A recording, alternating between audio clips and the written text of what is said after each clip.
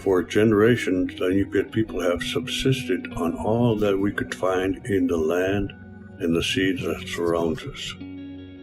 When you grew up on the northernmost coast of Alaska, as I did, the Chukchi Sea is your front yard, and the tundra that covers Alaska's North Slope is your backyard. My name is Hugh Patkotak Sr. Born and raised at the village of Wainwright in 1957. I come from a family of 7 siblings, mother and father, raised in a dog-teaming era when back then we didn't have even runways out by the village. Planes used to come land on the ice and on the beach. For generations, the ice has been part of our defense, protecting our coastline and our community. Families have worked together to hunt and bring back food that could be cached in ice cellars, what we call sililoks. Cold storage carved into the permafrost beneath our feet. A whaling crew could fit hundreds of pounds of muktuk and trust that it would be preserved to feed families throughout the year and remain frozen even during summer.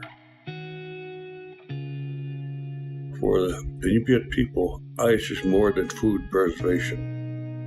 Sea ice is also food access, a bridge that connects us to the deepest parts of the sea. On North Slope, we invest in sturdy snow fences. These fences could hold back blowing, drifting snow that threatens to bury villages. The snow misses make a difference. During our long winters, we have trusted the sea ice to be our coastal ice fence, protecting our village from the outside world. Throughout my life, I have noticed the changes in how the ice has been forming. In reality, you rarely ever see old ice, multi-year ice.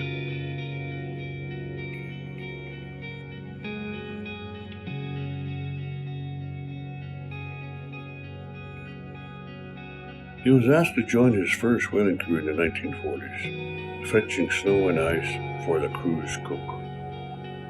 He would look for pikaluya, the blue freshwater ice on top of the sea ice. That's something you don't really see anymore. You only find it on older multi-year ice, and that stuff is wonderful to drink, clean and fresh. Kind of unique sight. He shared stories about hunters climbing the pressure ridges of the sea ice, seasonal mountains for us. Once upon a time, they could better spot whales and walruses and seals perched on top of these ridges, what you call pressure ridges. Over the years, he began to notice the changes to sea ice. The pressure ridges, which were grounded underwater, frozen fast to the seafloor, had always served a dual purpose: high ground for spotting whales and a safe zone during a storm. Hunters knew they were anchored to the seafloor if they could shelter by a ridge, but as years went by, the ridges diminished. The 1970s, he said, were the last time he remembers pressure ridges like mountains.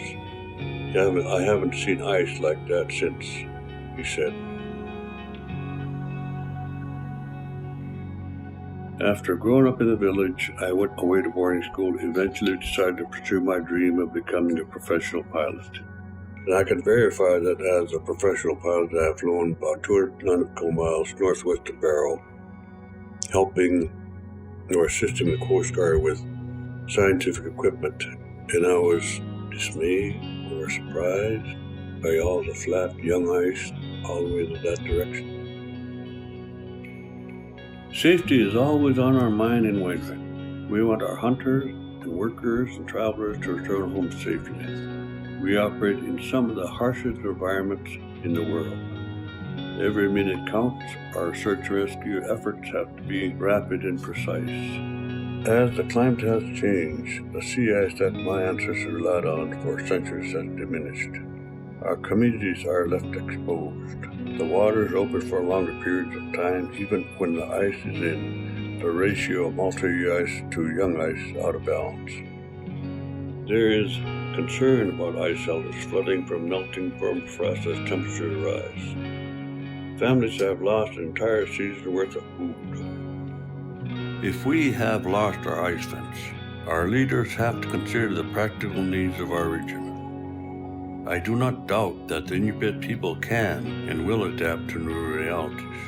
More open water means more shipping, more national security needs, more tourism, more fishing, and more change to come. Our communities want to be ready for this new blue economy. Inupiat people have always known the Arctic coast as home. Our knowledge of the region, developed by our ancestors over generations of adaptation, will be valuable.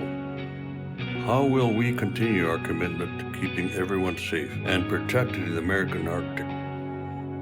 We must continue looking ahead and take on this challenge together. Our region depends on it.